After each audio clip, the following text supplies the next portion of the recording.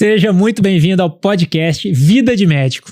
Nesse podcast a gente conversa sobre aspectos que podem fazer com que você tenha uma carreira de sucesso e onde essa carreira de médico pode te trazer subsídios financeiros também e tranquilidade para que você possa levar a vida que você quer, tendo tempo de qualidade com a sua família e também ter tempo para poder cuidar da sua saúde, que é o seu bem mais importante. Então a gente sempre fala aqui de saúde, família e trabalho. Lembrando que sempre, isso não é sempre uma ordem que você vai seguir durante a sua vida inteira, mas que a gente tem que ter essa sequência para nossa, como ordem na nossa vida. Cuidar primeiro da nossa saúde, depois da nossa família e também tendo uma carreira de sucesso. Eu sempre acredito que isso não é uma decisão de uma coisa ou outra. A gente pode ser muito bem sucedido na carreira e pode também cuidar da nossa família e ser presente na nossa família e também cuidar da nossa saúde. O assunto de hoje é um assunto que me pega bastante, é um assunto que eu gosto muito e a gente vai trazer uns insights aqui para você que é sobre como criar filhos fortes, filhos que tenham uma capacidade mental de serem fortes para essa sociedade, entregar resultados para a sociedade e que sejam filhos onde a gente consegue efetivamente participar da vida deles, né? Então a gente vai falar sobre criar filhos fortes, mas também o que isso impacta em criar pais fortes.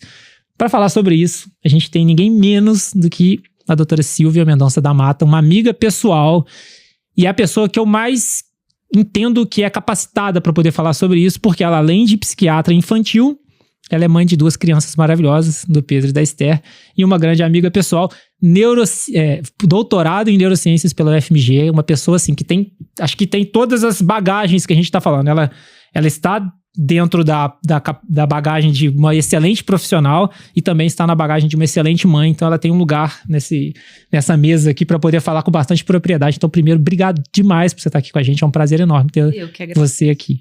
Profissional, mãe e médica. Ticou todos. Tem lugar de fala em todos os aspectos. Fico muito honrada pelo convite. Quem dera que eu fosse 1/3 do que vocês estão falando. É muito mais do que isso, muito inclusive. Obrigada. Silvia, e assim, uma coisa que a gente queria abordar desde o início é que a gente vê hoje um problema social que existe, não só na infância. A gente vai falar sobre infância hoje, mas a gente vai falar sobre um problema social que é problemas psicológicos, problemas psiquiátricos que aumentam em frequência absurda em relação ao que era no passado. Cada vez mais, e essa frequência de problemas psicológicos e psiquiátricos estão aumentando.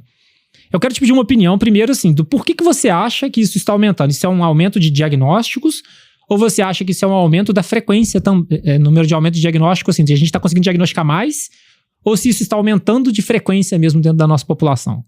Isso eu falo de geral, primeiro adulto e depois criança. Sim. A gente falava muito pouco disso. Então, as duas coisas. A gente tem mais profissional formado nisso, mais profissional capacitado para esse diagnóstico, né? E a gente tem alguns estudos também de aumento de prevalência ao longo dos últimos anos, né? E aí, em vários transtornos mentais, né? A quais você se refere. Então, tem alguns estudos de autismo, de TDAH, de depressão, transtorno de ansiedade. Então, tem estudos vários aí. E a gente tem, dentro da parte de psiquiatria infantil, de psicologia, de neurologia pediátrica, né? A gente tem profissionais cada vez também mais capacitados, estudando mais, publicando mais, pesquisando mais, e com isso tem mais diagnósticos. E tem um fato interessante também, são as mudanças em categorias diagnósticas.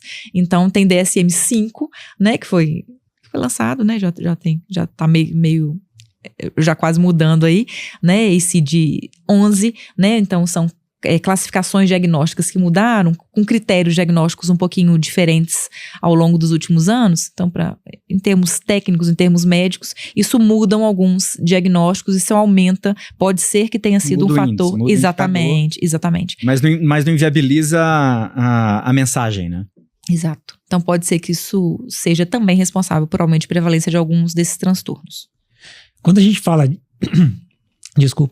de adulto, é mais fácil a gente falar sobre transtornos psiquiátricos e tal. Falar disso numa criança soa estranho para muita gente. Entender que uma criança pode ser deprimida, entender que uma criança pode ter insegurança, medos excessivos, ansiedade, isso é uma coisa que existe até uma negação por parte das pessoas, dos adultos, e entender que uma criança que não tem problema de vida nenhum, poxa, é uma criança, vai brincar, e entender que é um ser humano. E ao mesmo tempo a gente não desvalorizar o sentimento daquela criança e nem hipervalorizar. Como que a gente pode não desvalorizar o sentimento da criança? Sim. Entender o que existe ali e não desvalorizar o sentimento. A primeira coisa é identificar o normal do patológico, né? Então, se angustiar mais do que normal.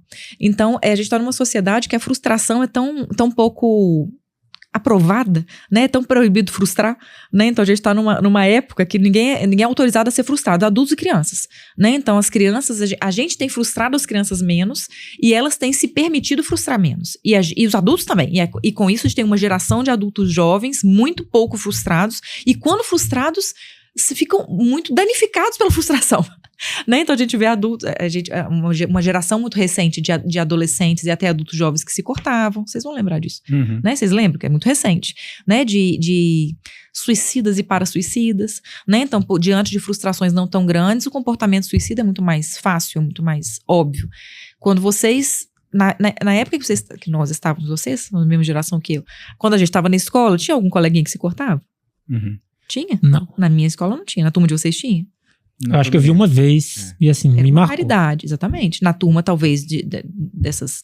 Do colégio inteiro. Exatamente. Do colégio inteiro, que eu quero dizer. Então, assim, há poucos anos atrás, tinha uma prevalência grande, né? Atualmente, nas turmas, tem uma prevalência alta, né? Se a gente for parar pra pensar em termos de tentativas de suicídio também, né? Então, tinha tentativas de suicídio com uma certa frequência entre os colegas? Eu nunca vi. Não, e agora? Então, assim, a gente tem um parâmetro de frustração e uma aceitabilidade de comportamentos perigosíssimos em termos de suscetibilidade psíquica que é muito preocupante. E por que isso acontece? Tem um fenômeno social envolvido aí, né? De aceitação, de fragilidade, de intolerância, né? Então, a gente acha que se a gente for parar para pensar, tem muita coisa envolvida que não é só fator genético, que não é só fator ambiental também, né? Então, são fatores relacionados, mas seguramente não é só fator genético. O fator genético sempre existiu. Exatamente. Né? Então, é igual. Exatamente. Tem muita coisa aí ambiental, comportamental e muito fenômeno social. Uhum. Você acha que a tecnologia, o acesso à informação, enfim, que tipo de aspecto social você identifica que eventualmente mais impacta nesse tipo de comportamento? Muda muita coisa, né? Então a gente tem a parte. O fenômeno das telas tem uma coisa interessante. Tem dois paralelos, 2 pontos que são até antagônicos olha essa questão. É um isolamento social profundo que os adolescentes e as crianças usam, cada um na sua tela. Uhum. Sim, isso é uma crítica meio óbvia, todo mundo fala sobre isso, tudo mais. Mas também aproxima. Então, os velhinhos, os avós que moram em outros países, em cidades, é o jeito que eles conversam por vídeo com os seus netos também. Então, a gente tem que lembrar que tem os 2 pontos da moeda, tem os 2 lados da moeda, a gente tem que lembrar disso aí também. Tem adolescente que só socializa por meio digital, só tem amigos virtuais, só namoram virtualmente. Ok, então pode ser que seja uma nova forma de socialização que a sociedade moderna está conhecendo, né? Uma forma de conversar, uma forma de namorar nova, talvez, né? Uma forma de socialização recente, talvez, né? Mas tem também um adoecimento do isolamento social, tem uma dificuldade de empatia, de troca, afetiva, de contato, de leitura, de reconhecimento, até de expressão, né? Tem os prós e os contras dessa tecnologia, né? Mas assim, isso não é uma coisa retroativa, em termos de telas, não vão deixar de existir nada disso. De forma alguma. E tem muito mais prós do que contra. Exatamente, tem muito mais prós do que contra. Você acha que existe uma recomendação de data que isso deve acontecer? O quê? De liberação, de uso de telas pela parte psiquiátrica. Eu posso falar sobre a parte oftalmológica. Não, a gente tem Mas eu queria que você falasse sobre a parte cognitiva, a parte psiquiátrica, essas coisas. Vou falar o exemplo da minha casa. A gente usa a tela. Tem um horário do dia que a gente permite que as crianças estejam com a nossa companhia, assistindo. Atualmente, inclusive, é um programa que a gente adora, que chama Show da Luna, que é um programa brasileiro é muito, Discovery, né? Até a gente já pega no YouTube, é muito legal, assim, é muito bom, é brasileiro, é uma menina que tem curiosidade de tudo, ela é igual o meu filho mais velho, é igual o Pedro, é muito legal, e a gente adora, a Esther também adora, e a gente permite esse uso de tela, mas é sempre com a gente, e é um momento de interação entre os 4. Qual que é o prejuízo desse momento da tela? Nenhum. Então, pai, mãe, filho e filha, juntos, assistindo uma tela, discutindo aqueles assuntos, de um assunto completamente interativo, instrutivo e uma interação familiar saudável. Isso é um prejuízo? Nenhum. Então, a qualidade da interação que importa, né? Então, isso equivale a assistir um cinema, uma outra coisa que tenha valor afetivo, educacional, e tem, né? Então, assim, tem essa análise tem que ser muito bem feita. É necessário que você tenha bom senso, né? Perfeito. Essa última palavra que você falou era onde eu queria chegar, Mas é bom senso, né? O que você falou antes é super importante, que assim, já é meio que um lugar comum falar que tela faz mal. Beleza. Todo mundo sabe disso. Mas e aí? Mas não sei se faz mal tanto. Faz mal pra vista, a médica, a psiquiatra fala, faz mal pra vista, faz mal pra parte psiquiátrica, mas esse óbvio tá um pouco chato, porque não é exatamente isso. Exatamente. Porque assim, faz mal o menino fica lá igual um bitolado Zumbi, na tela, né? igual um zumbi sozinho na tela, sem interagir com os priminhos, com os amiguinhos. Isso é chato, isso é emburrecedor, isso deixa ele restritivo ao convívio familiar, à interação. Isso não é legal. Mas o menino ficar na tela, interagindo com os amiguinhos, com os priminhos, com os familiares, falando sobre aquilo, exercendo a afetividade, a convivência, não tem nenhum prejuízo. É esse o ponto, né? É isso. É exatamente isso que eu queria falar. Eu quero mostrar que é diferente. Muito. Usar a tela sozinho, sem nenhuma supervisão, que é outro ponto que você falou que eu acho essencial. Sem supervisão de conteúdo, gera prejuízos imensos. Sem dúvida. É totalmente diferente Sem dúvida. de onde a gente está falando de um uso controlado, durante o tempo controlado, de um conteúdo controlado com interação. Sim. E aí eu acho que é legal a gente falar sobre isso, porque a gente tem que separar. Sim. Tem que separar um assunto do outro. Sem porque dúvida. senão, não é nunca. Não é nunca pode tela. Exatamente. Pode, mas é assim que usa. Exatamente. Pode beber? Pode, mas não pode beber muito. Exatamente. Pode usar tela? Pode, mas não pode beber muito. Pode dirigir carro? Pode, mas não pode correr. Sim. Então, assim, não é que aquilo ali faz mal na essência. Faz mal do jeito que se usa. Exatamente. E a proibição não deve existir do uso. A proibição tem que existir do mau uso. Perfeito. E o que é mau uso, a gente pode discutir. A gente vai falar sobre o que é mau uso. Perfeito. E depende muito dos valores de cada família. Exatamente. Né? Sim. Mas eu acho que uma coisa que eu acho muito interessante também sobre isso é que às vezes a gente exige que uma criança faça bom uso, mas a gente não ensina o que é bom uso. Isso que eu ia falar agora. E a gente, como adulto, faz um péssimo uso. Sim. E ninguém fala sobre o bom uso da tela pela criança e pela família. Ninguém fala sobre isso. Não há publicações científicas sobre isso. As pessoas não falam no grupo de roda sobre isso, de conversa sobre isso. Né? É interessante, as pessoas falam sobre o mau uso das telas, recriminam os usos das telas. Né? Mas ninguém fala sobre o quanto que é legal usar a tela saudavelmente com as suas famílias. É isso Eu mesmo. falo sobre isso porque, assim, eu sou oftalmologista, eu só acho que quem mais tem propriedade para falar de mau uso de telas, assim, no mundo é a oftalmologia. Sim. E a psiquiatria. Sim. Acho que as duas especialidades que mais tem. Não puxa essa disso pro seu lado, não, que a minha área tem muito estudo disso. Eu falo assim, que é onde mais Com impacta. dependência de smartphone, Eu, como marketing, sou favorável ao uso de telas. Exatamente. Indiscriminadas, né? Brincadeira, isso é brincadeira. Eu acho que a gente tá aqui sobre os dois pontos que mais impactam mesmo, né? Sim. É a parte psicológica e a parte visual. Sim. E assim, eu uso telas com a minha filha. Claro. Ela tem 3 anos. Sim. E eu uso por quê? Porque eu tenho terapias que eu faço através do uso de telas com ela. Perfeito. E aí o que ela faz? Ela usa durante o período que eu determino, sob a minha supervisão, junto comigo, com um objetivo terapêutico específico. Perfeito. Acabou aquilo ali, vai existir um momento de lazer de uma coisa que ela quer, mas que é sob meu controle. E depois, e existem horas do dia específicas. Então, assim, eu acho que isso é bastante importante, né? A gente Sem dúvida. controlar tudo que tá acontecendo. Eu falo sobre tela, assim, é um assunto que dá pra falar 200 horas, né? Só de tela. Mas assim, eu concordo com você, uso de tela pra falar com familiar é outro contexto. O que a gente ganha no aspecto pessoal é muito maior do que se perde pelo aspecto do uso da tela. Claro. Senão o avô nunca conheceria o neto intimamente. Exatamente. Se não fosse através dessa forma. Enfim, eu vejo vários benefícios. Mas aí falando assim, em relação a como fazer bom uso. Eu gosto muito de falar sobre o exemplo do que os pais fazem. A criança é um repetidor de ações. Sem dúvida. A gente vai entregar ali, vai colocar um input do que é o parâmetro do certo e errado naquela criança. Sim. E às vezes os pais exigem da criança um comportamento que nem os pais têm. Sim. Né? Aí eu queria trazer até pra gente poder discutir sobre isso, né? O quanto que é importante um pai e uma mãe entenderem como eles devem usar para poder virar um parâmetro para aquela criança. Eu vou te falar uma coisa, que quando os meus colegas do meu serviço ouvirem essa conversa nossa, eles vão rir. Porque a maior reclamação do meu setor do trabalho é que eu não sou respondida, eles não são respondidos por mim quando eu não estou lá, no meu ambiente de trabalho. Porque eu não olho o telefone quando eu estou em casa. Por causa das crianças. É difícil, assim, a não ser que eu esteja fazendo alguma interação com a minha tela com eles, que nunca, geralmente na televisão grande, eu não respondo eu não fico usando o meu celular. A minha tela individual eu não uso quando eu estou com os meus 2 pequenininhos. Porque eu acho, me restringe. Eles acham que eu estou com um interesse que não seja voltado para eles e eu não acho justo. Acho que quando eu estou com eles, eu gosto de compartilhar o meu interesse com eles. Numa brincadeira maior, numa tela grande ou numa brincadeira sentada no chão.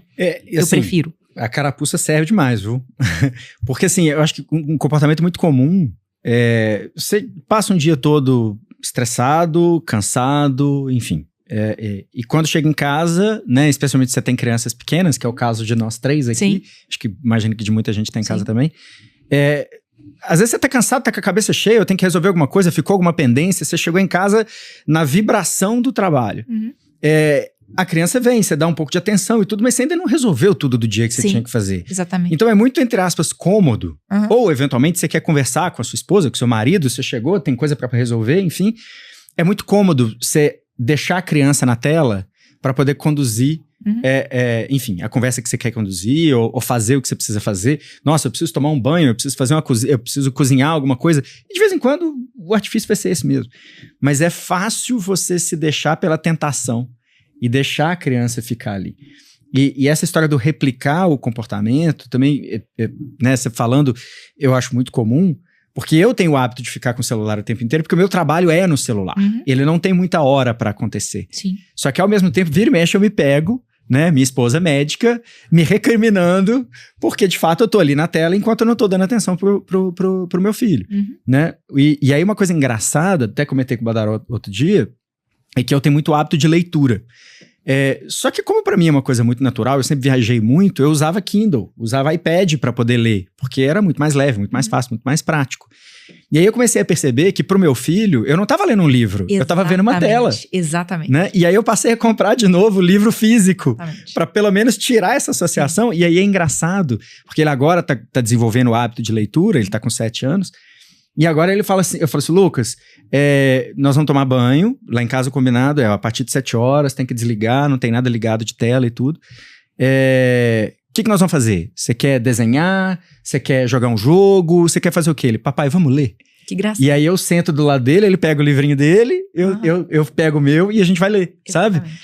Mas é muito comum e é muito cômodo cair na tentação de entregar a tela pra criança pra poder conseguir foco e atenção naquilo que você quer fazer, quando na verdade isso é uma burrada, né? Você tá perdendo ali o tempo mais valioso que você tem, que seria estar com a criança, que é um tempo que não volta mais, né? É uma coisa muito comum, por exemplo, restaurante. A gente cansa de ver, e eu não condeno, não. Aquela coisa de...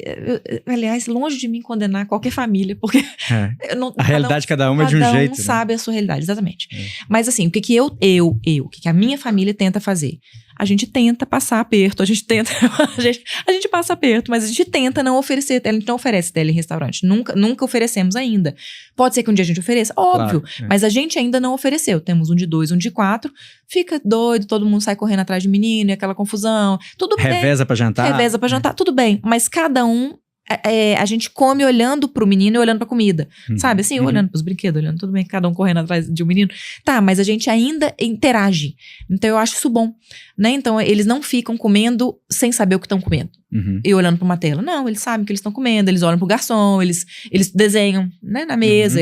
Fazendo... Tem um kit de sobrevivência no restaurante, na bolsa, né? E os restaurantes têm. Também né? Quando eles veem que tem criança, eles trazem uma coisa pra criança desenhar no próprio, né, na própria coisinha do restaurante, meio das coisas. Exatamente.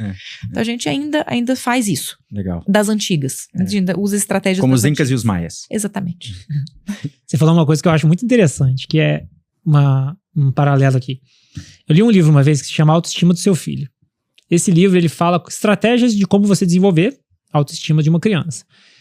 E eu acho muito, muito interessante esse assunto, porque autoestima não significa você achar que você é foda. Significa você ter um conhecimento próprio sobre você. Perfeito. É um autoconhecimento. Perfeito.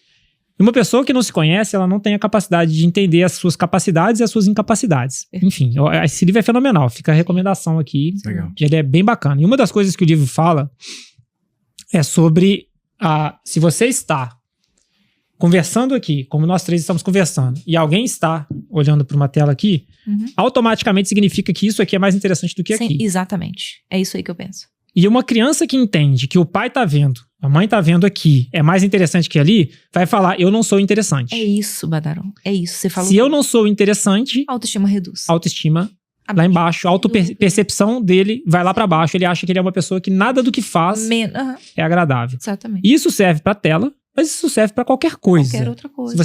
Se você fizer um comparativo sobre a tela, é óbvio. Aham. Mas, por exemplo, vamos fazer o dever de casa? Vamos. Aí a criança tá fazendo o dever de casa junto com você e você tá costurando. É isso mesmo. Agora vamos jogar bola? Vamos. Aí você vai jogar bola, mas na verdade você tá querendo tomar cerveja. Aham. O que for.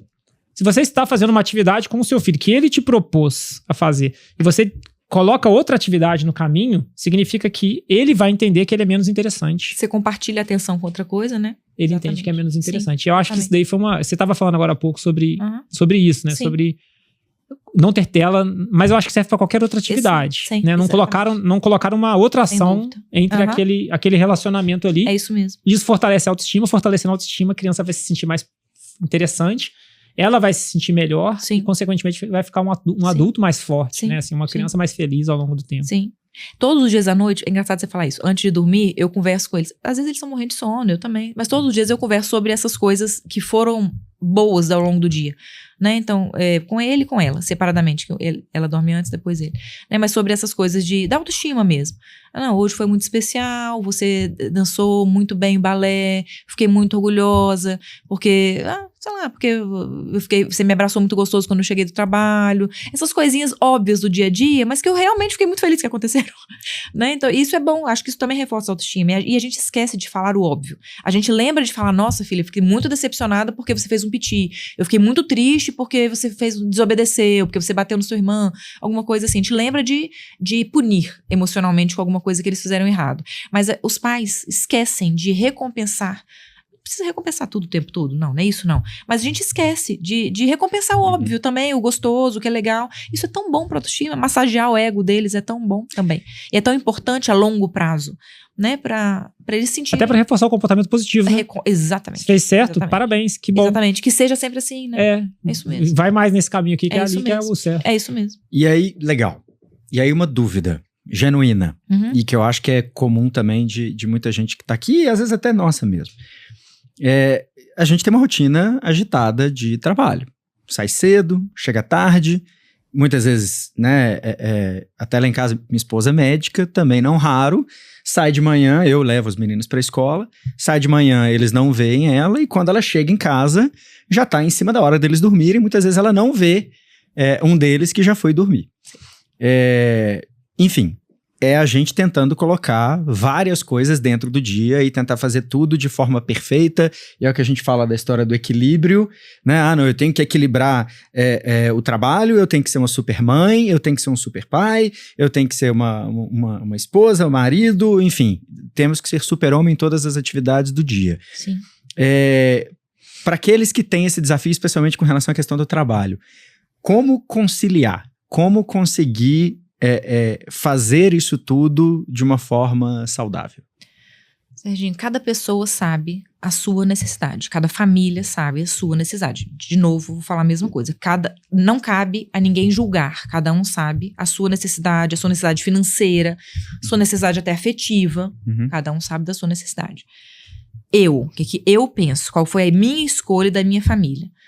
Trabalhar menos, sentar no chão para brincar, ganhar menos dinheiro, apertar um pouquinho, não fazer gastos mirabolantes e ter tempo para levar a menina em terapia, para acompanhar a menina em médico, para buscar e levar em atividades várias, né? Taekwondo, balé, eventualmente participar de todas as reuniões de escola, eventualmente levar e buscar em escola. Não levar no dia, médico. como eu gostaria. Levar no médico, levar no dentista. Então, eu sou a pessoa que acompanha nessas coisas todas, né? Não tudo. Então, não sou eu que levo a balé todo dia, não sou eu que levo o taekwondo todo dia, mas quando eu posso, eu gosto de acompanhar. Eu ainda falto muito mais do que eu estou. Eu gostaria de frequentar e participar muito, muito, muito mais do que eu faço. Mas eu tento fazer o máximo do que eu posso. Neste momento, eu optei por sentar no chão e brincar. E acompanhar, né, o que eu posso de atividades. E ganhar menos. Né? Então, o que a gente já conversou outras vezes. Antes de ter o meu filho mais velho, eu atendia até tarde da noite no consultório. Eu estava numa fase ótima da carreira, ganhava super bem. Mas eu optei por reduzir rotina de consultório. E sentar no chão e brincar. E ter disponibilidade afetiva. Porque também se eu chego esgotada, sempre, eu não consigo fazer o que às vezes acontece. Às vezes rola e eu fico super com consciência pesada. Essa semana, por exemplo, eu tô super de consciência pesada. Eu estou chegando em casa esgotada todos os dias. E eu fico péssima. E eles ficam péssimos, super com saudade. Mas tá errado, eu me sinto fazendo errado, eu me sinto mal. Está errado comigo mesmo.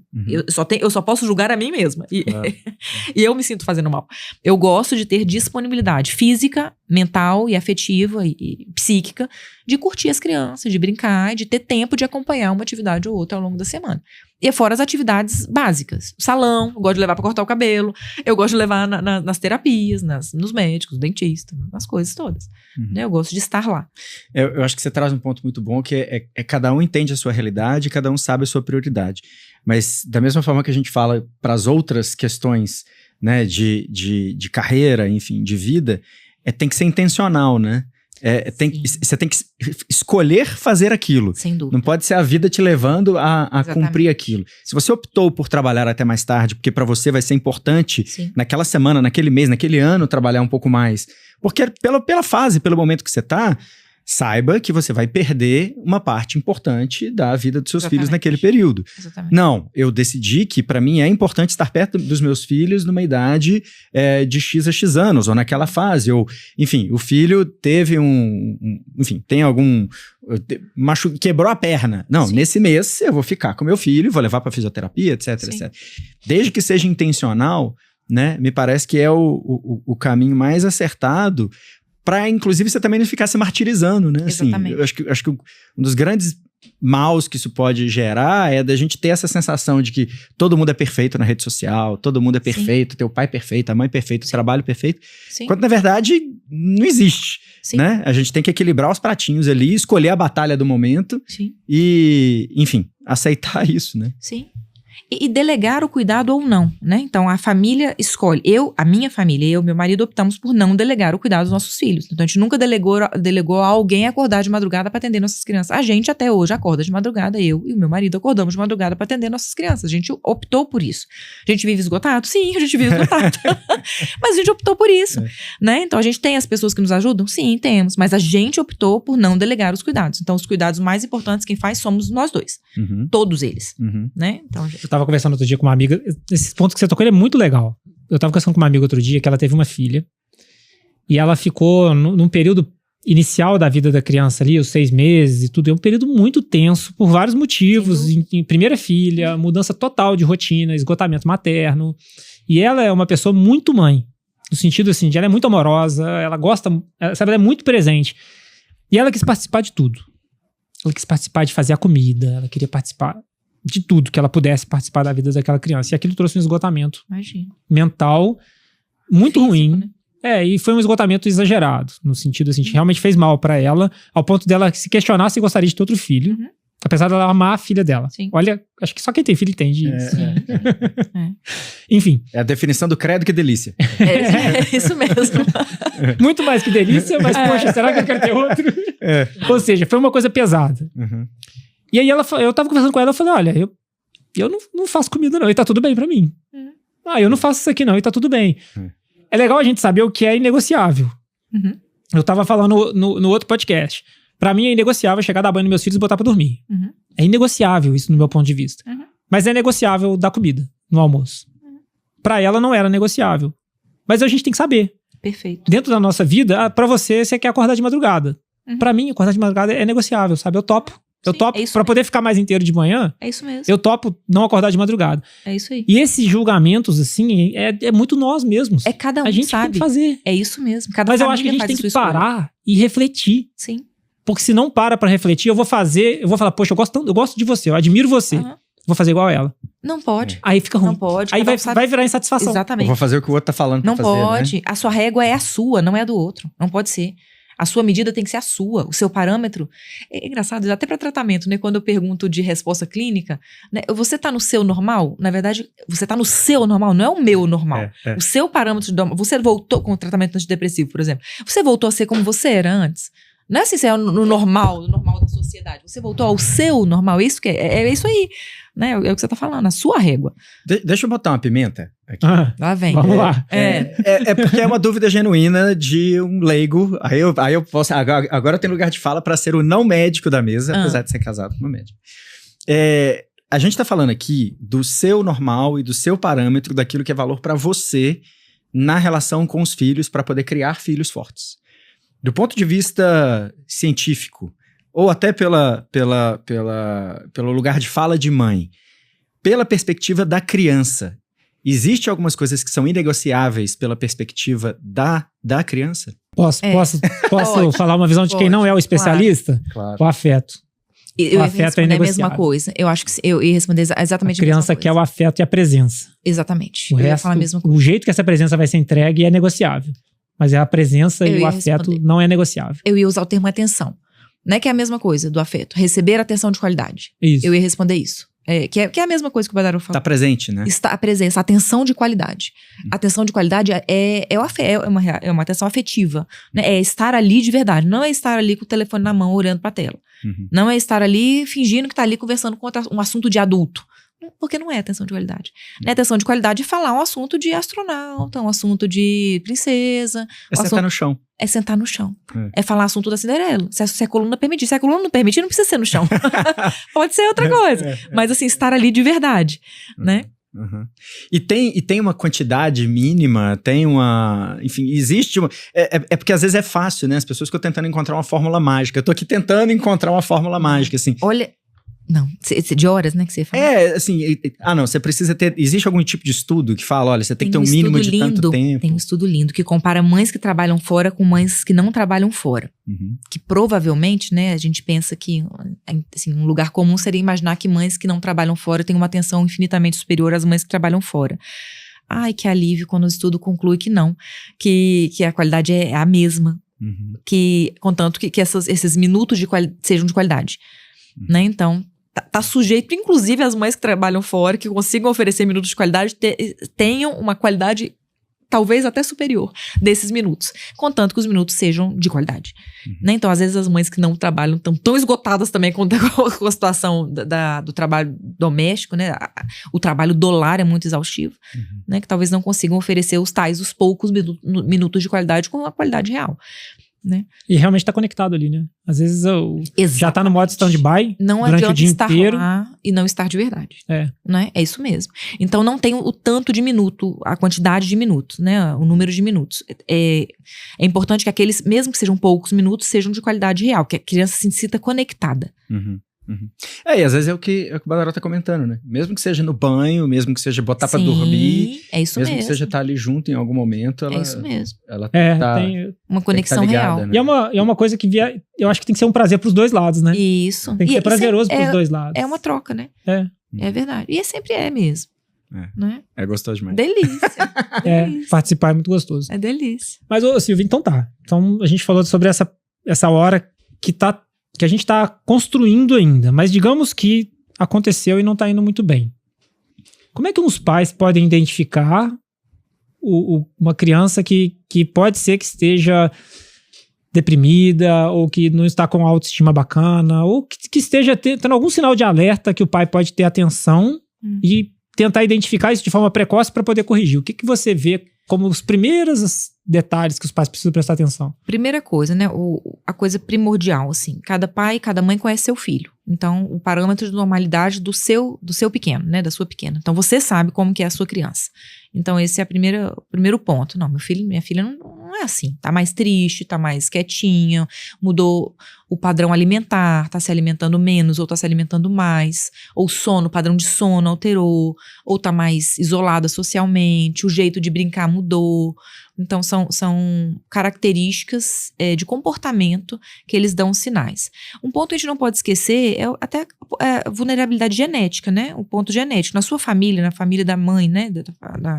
os dois lados, né, paterno e materno da criança, tem histórico familiar de depressão, transtorno de ansiedade, outras doenças, transtorno de humor, né, outras doenças, tem uma prevalência que a gente precisa preocupar, isso é importante também, né, em termos de herdabilidade, a gente não pode esquecer que são doenças completamente herdáveis, a gente tem que lembrar disso, né, então, e sim, tem que ficar mais alerta para famílias que têm uma herdabilidade maior, que têm uma tendência genética maior, de ter transtornos psiquiátricos, né, mas em termos de manifestação clínica mesmo, né? Então, ficar de olho se estão mais quietinhos, se o padrão de comportamento muda de alguma maneira. Diante desses sinais de alerta, né? O padrão alimentar, padrão de sono, padrão de comportamento, tipo de brincadeira. Ah, mudou. Se essa mudança de comportamento persistir por 2 semanas ou mais, é um critério importante para procurar ajuda. Inicialmente, a gente pensa em psicologia, né? Então, um bom psicólogo pode fazer sessões a gente indica especialmente a linha de análise de comportamento ou terapia cognitivo-comportamental. E ao longo das sessões, o próprio psicólogo vai sinalizar se precisa ou não de um atendimento médico. E aí eles indicam geralmente a psiquiatria infantil. É muito comum que haja remissão completa dos sintomas quando os sintomas são leves a moderados. Em infância e adolescência é muito comum não precisar de medicação.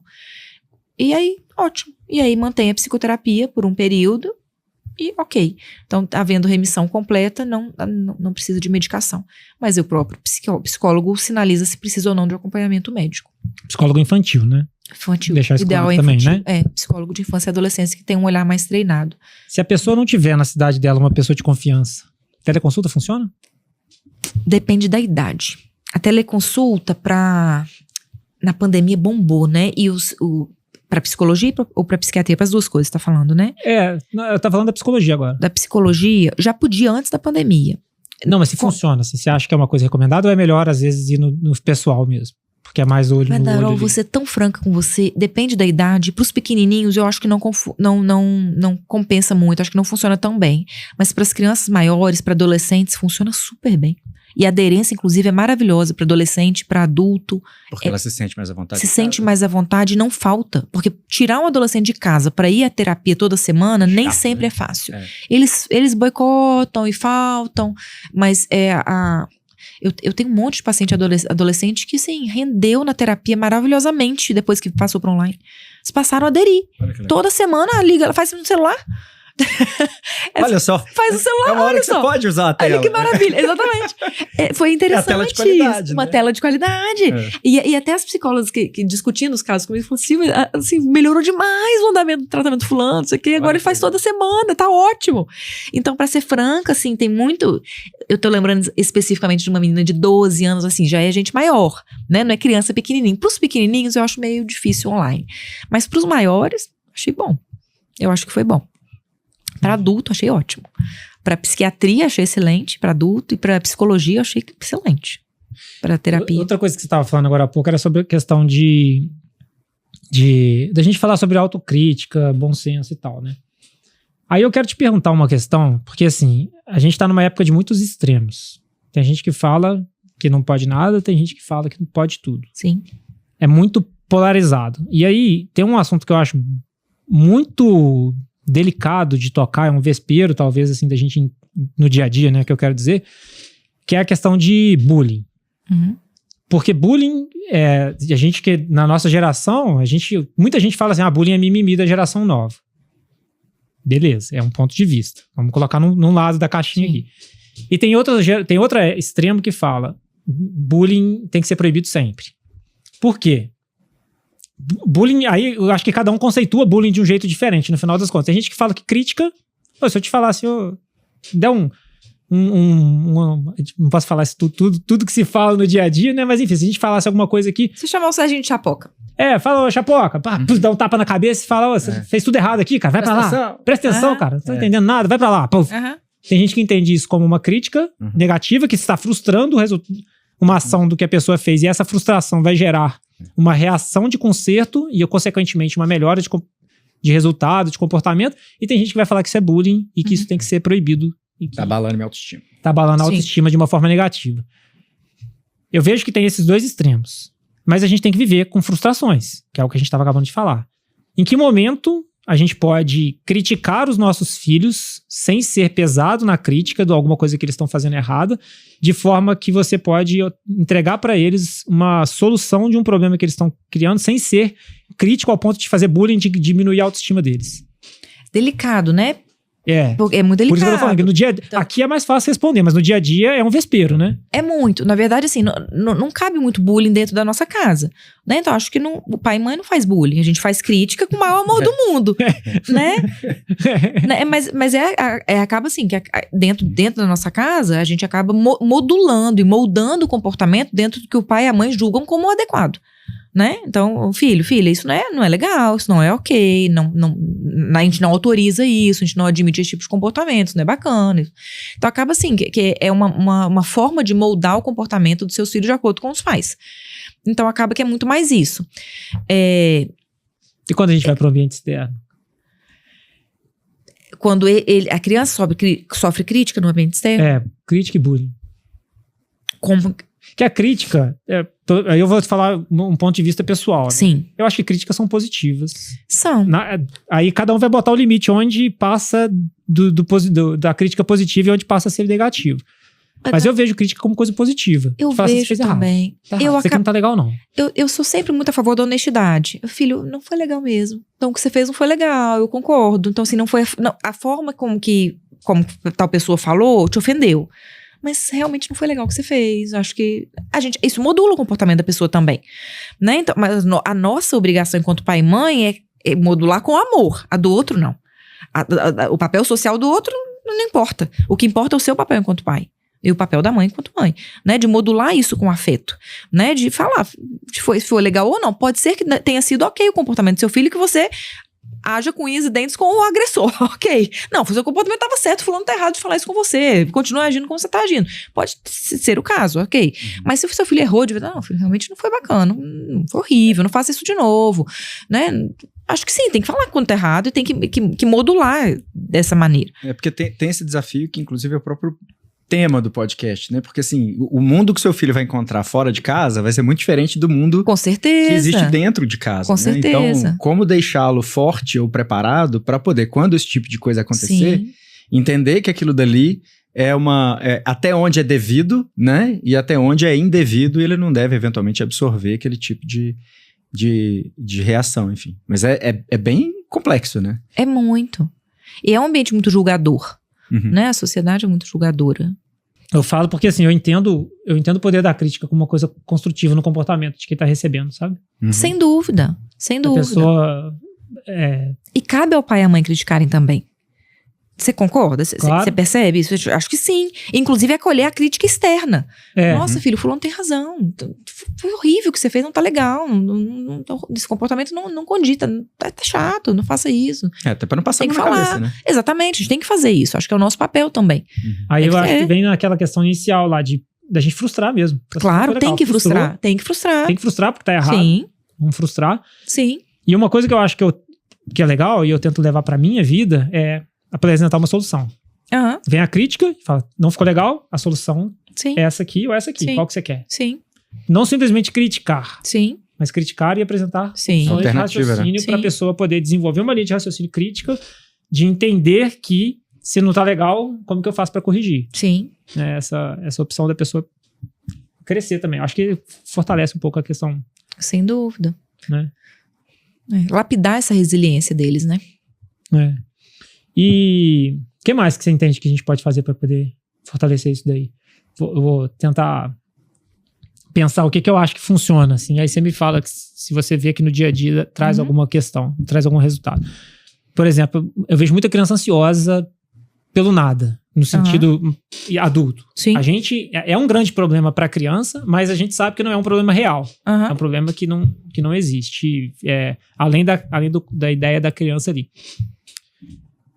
Por exemplo, a gente poder criar uma antecipação sobre um problema que você sabe que vai acontecer. Por exemplo, você vai no dentista, filho. Você vai no dentista. Você vai no dentista, o dentista vai abrir sua boca, ele vai examinar, vai acontecer isso, depois aquilo, Sim. e fica tranquilo, que não vai ser nenhum problema. Sim. Eu falo no meu dia a dia, quando eu atendia criança. Os pais chegavam lá e despejavam uma criança na minha sala. Exatamente. Despejavam, assim. Aí chegava uma criança extremamente assustada. Claro. sem saber o que estava fazendo ali. Claro. Chegava uma pessoa que ela nunca viu na vida, Claro. joga uma luz forte no olho dela, depois pinga um colírio que arde Sim. e faz ela parar de enxergar. E assim, ela fica extremamente sem confiança no processo, ela fica morrendo de raiva de mim. Sim. E eu acho que perde, inclusive, a confiança no pai. Exatamente. Essa previsibilidade é muito importante para a criança ter confiança no processo.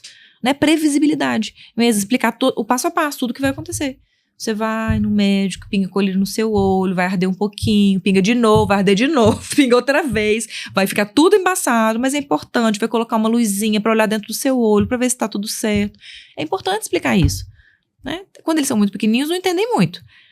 Mas tudo bem. Mas você vai explicar mesmo sem entender. No ano seguinte, quando ele for, talvez entenda melhor. No outro ano, talvez já entenda muito melhor. No outro ano, vai quietinho. É isso. É isso aí.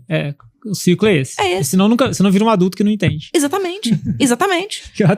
Eu atendo adulto que não entende que eu vou pegar o colírio, que vai arder um pouquinho, que vai durar 10 segundos. E depois. outra coisa, Badora, que os pais não entendem. Ah, não, mas ele vai chorar muito. Sim. Criança chora, ele não sabe se expressar de outro jeito.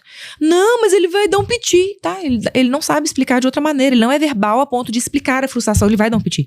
Criança dá piti. É anormal criança ficar apática. É normal criança dar um piti.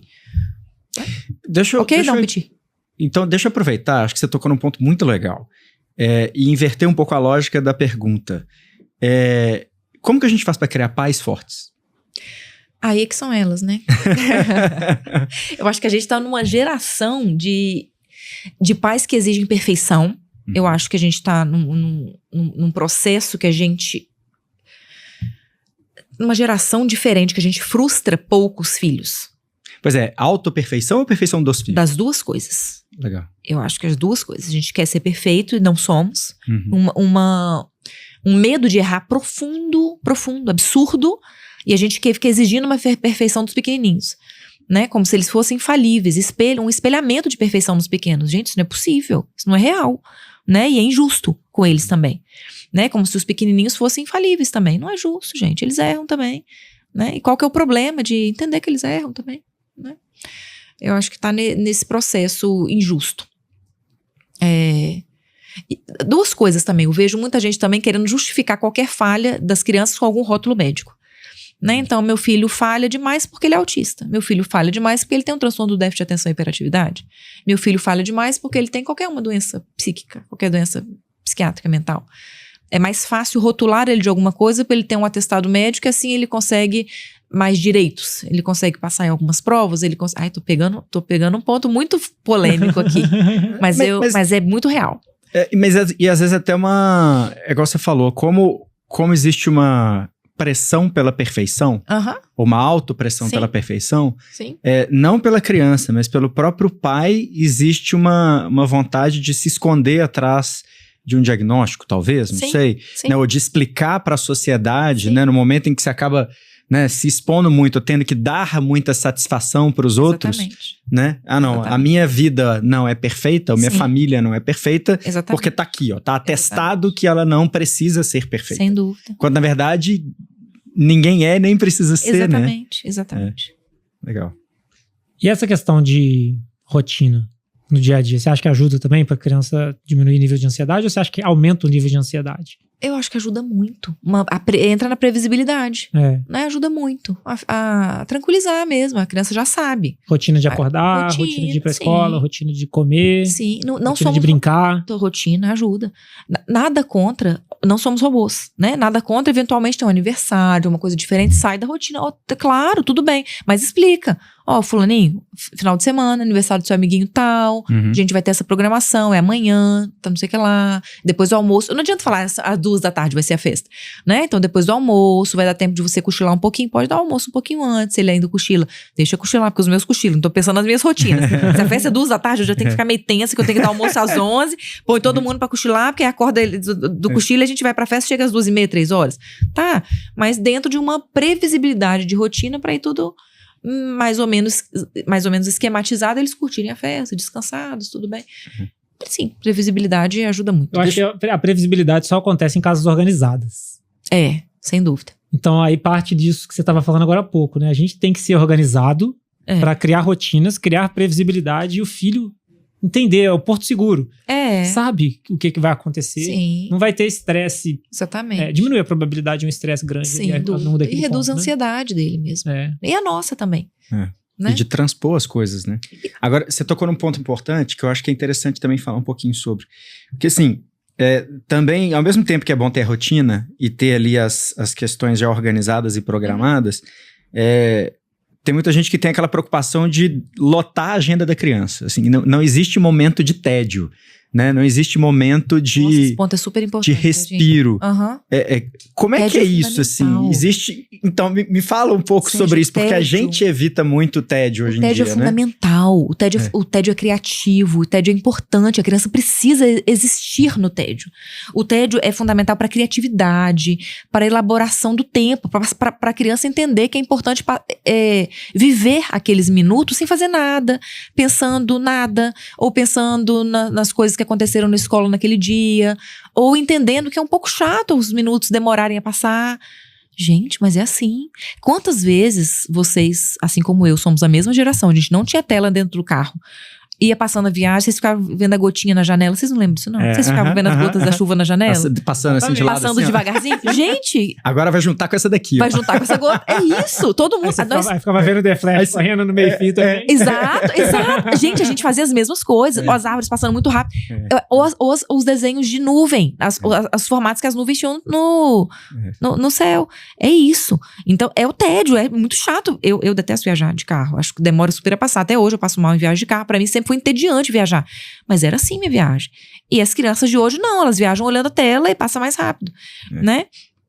Existir o tédio, aqueles minutos sem atividade, são fundamentais para exercer criatividade, para entender que nem tudo é imediato. O imediatismo da nossa geração, da geração dos nossos filhos, é inacreditável, né? Tudo é na hora, tudo é imediato, tudo é luminoso, né? Tudo é luminoso, gente. O escuro também não é muito eles não admitem muito escuro, é tudo luminoso, tudo tem graça. Aí mais uma pimentinha, assim. Isso é da geração dos nossos filhos ou é da nossa geração que impõe para os nossos filhos? Eu acho que é mais a deles do que a nossa infância pegou muito tédio. A nossa infância conhece o tédio bem. A nossa juventude não tanto mais. Né? A gente já aprendeu a viver com menos tédio. Porque, e aí tá uma dúvida com relação à questão cultural disso. Porque eu tava até comentando com o Badaró mais cedo, assim. Eu tenho grandes amigos que moram na França, moram em Paris. E a gente teve a oportunidade de eu e meu filho recentemente para lá para poder, enfim, passar um tempinho. E a gente ficou na casa deles com eles. Eles também têm 2 filhos. E lá, por exemplo, a questão da tela é inexistente, pelo bem e pelo mal, e as crianças aprendem a ficarem sem fazer nada em determinado ponto, né? E até a respeitarem, falar, ó, você já acabou o seu jantar? Você vai esperar todo mundo terminar sentadinho aqui, até que todo mundo termine para você sair. Ah, mas eu já acabei. Não tem problema. O momento é esse e vai ser assim até o final do jantar, né? Isso é uma coisa muito do brasileiro, essa questão dessa questão do tédio? Ou você acha que, sei lá, a França é uma ilha? Ou então, às vezes, eu tava numa bolha? O quanto isso é cultural nosso? Você já viu o livro Crianças Francesas Não Fazem Mãe? Tem um livro desse, Não Fazem Birra, né? Uma coisa assim. É isso mesmo. Mas é uma coisa, assim, nosso ou é geral? O que você acha? Acho que é as duas coisas. Acho que é um pouco cultural, mas é geracional, né? Também é geracional. Mas é bem cultural. Brasileiros fazem mais mãe. Né? Nós temos um caso muito engraçado, que é de um casal também que mora na Bélgica, amigo. E eles falaram, quando eles estavam olhando apartamento, o corretor, ela falou assim, ela ficou apavorada, eles tinham um menininho pequenininho que não tinha tela. Ela falou, como assim a gente vai morar nesse... Não, era o último andar. Como assim não tem tela? Ela, por que tela? Não, por causa da criança. Não, crianças belgas não pulam da janela. Ele respondeu. A tela na janela. Na janela. Olha isso. Gente. Olha que engraçado. Então, entra na mesma questão. Lógica. É tipo isso. Legal. Mas não pula da janela por quê? Não entendi. Tipo, são educadas o suficiente pra não pularem da janela. Né? Então, elas não fazem não, mas aí eu posso... A atividade infantil, a curiosidade é que faz a criança cair da janela, não é que ela pula. No meu ponto de vista. Ele quis dizer assim, que elas têm esse limite, como se as crianças brasileiras não recebessem esse limite suficiente pra não irem até a janela. Nunca tinha pensado disso, hein? Controverso, será? Pra mim fazia parte da curiosidade infantil. Subir nas coisas Exatamente. e acabar eu se acho que acidentando. a minha impressão é como a sua. Não era um mau comportamento. Da mesma forma que pra ele não passa na cabeça a possibilidade de subir, na sua não passa a possibilidade da criança não subir. Mas é isso. A minha impressão é que o brasileiro dá mais oportunidade de explorar. É como você imaginou. Sim. Entendeu? Eu acho que a gente é mais permissivo nesse sentido, de exploração, de conhecimento, de identificação do ambiente mesmo. Né? De aprendizado. Né? E não de limite. Lá acho que eles são mais limitadores mesmo. Não, você não pode. Não pode por quê? Porque não pode. Né? E pronto. E o ambiente promove esse tipo de espaço, né? Que é o que eu tava comentando com o Badaró. Meu filho eu falei com ele, olha, nós vamos respeitar a regra da casa. É isso. É zero tela, vai sentar pra jantar, vai jantar todo mundo e tal. E a hora que a gente tava voltando, eu falei com ele, olha, legal, as regras lá são boas, nós vamos adotar em casa, beleza? Ele falou, tudo bem, porque ele se adaptou bem, ele tava com os amigos e tudo. Uma semana, a hora que começou a conviver com os colegas de escola, com os colegas do prédio, todo mundo com tela, vai pra restaurante, não sei o quê, pronto, já perdi meu menino de novo, vou ter que trabalhar tudo outra vez. É cultural. É desafiador, sim, concordo. Mas enfim, eu acho que é isso, né? Acho que a gente passou muita coisa interessante aqui. Só recapitulando, né? Sentar no chão. É a metáfora. Sentar no chão pra brincar. É a metáfora de sentar no chão pra brincar, mas na verdade é estar presente. Estar presente. Estar presente. Se for bebê, é sentar no chão. Se for criança, é sentar no chão. Se for adolescente, é estar junto de acordo com o jeito que seja importante pra vocês, né? Pro pai, pra mãe, pro cuidador que esteja ali. Eu acho que a gente tem que levar a sério quando tiver algum sinal. Não negligenciar os sinais que que você citou muito bem aqui, quais são esses sinais de que alguma coisa pode não estar certa. E agir para corrigir rápido e estando presente e sendo exemplo, acho que as coisas têm uma tendência de fluir muito melhor, né? Sem dúvida. E, consequentemente, essa criança, esse filho vai crescer com uma autoestima muito melhor, vai crescer com autoconhecimento e vai ser um filho muito mais forte, vai ficar muito mais preparado para lidar com o mundo aí da forma que é mesmo. Sem dúvida. Isso aí. Brigadaço. Eu que agradeço. Muito bom escutar seus comentários, seus pontos de vista, tanto como psiquiatra, mas também como mãe, né? Assim, muito mais como mãe do que como médica. Mas uma coisa completa muito a outra. Muito. Mas é porque eu acho que você já tem umas coisas do profissional que virou mãe. Naturais, e aí pra você já foi enraizado. E é muito importante que isso seja passado pra outras pessoas que não têm esse background seu. Com certeza. E você é uma mãe exemplar, que realmente sabe, que para pensar no que tá fazendo e age de acordo com os princípios próprios. Eu acho que isso é uma outra mensagem que você falou que é muito importante, sabe? Sem dúvida. Não tem nada de errado. Quem não pode... Seja intencional, né? Quem não consegue, sim. O que tá errado é não pensar. Perfeito, é isso mesmo. Não parar pra pensar e não agir de acordo com as opções que existem. É isso mesmo. A gente tem opção e a gente tem que agir de acordo com as opções que existem pra gente. Então, é isso mesmo. Brigadaço, e seus filhos são lindos mesmo. Eu que agradeço. Muito obrigada. O de vocês demais. Também. Muito obrigada. Valeu. Pessoal, muito obrigada. Você que assistiu esse podcast, espero que tenha ajudado para trazer mensagens pro seu dia a dia, coisas que você pode aplicar mesmo na sua prática, coisas que você consegue corrigir para fazer com que você seja um pai, uma mãe mais presente. Se você já é presente, que fique mais ainda, parabéns. Mas encaminhe esse podcast para mais médicos, para que todo mundo possa receber essas mensagens maravilhosas que a gente recebeu aqui e possa se tornar um profissional super presente, que seja um pai, que é uma mãe que está ali todo dia com atenção e que também cuida da sua própria saúde, assim como tudo que a gente fala aqui no Vida de Médico. Um abraço e até o próximo podcast. Valeu!